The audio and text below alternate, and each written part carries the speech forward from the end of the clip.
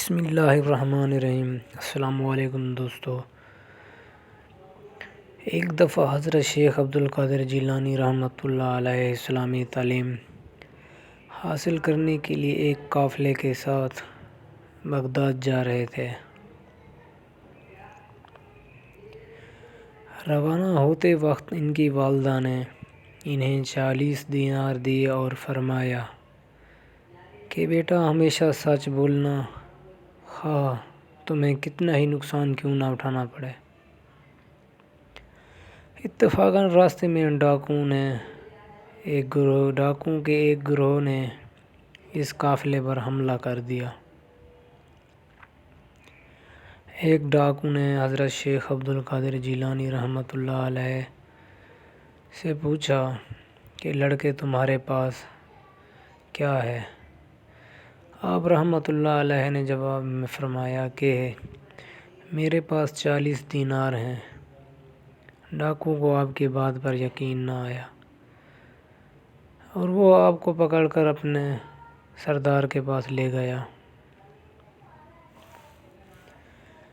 تو سردار نے پوچھا تو آپ نے پھر وہی جواب دیا کہ میرے پاس 40 دینار ہیں، یہ دیکھیں میرے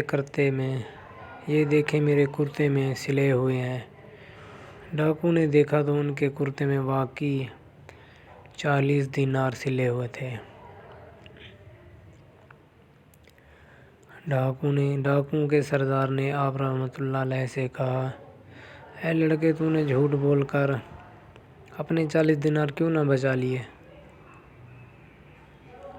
آپ رحمۃ اللہ علیہ نے فرمایا، میری ماں نے نصیحت کی تھی کہ بیٹا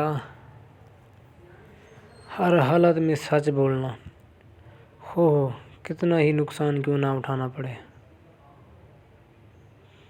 ڈاکو کا سردار یہ بات سن کر سوچ میں پڑ گیا کہ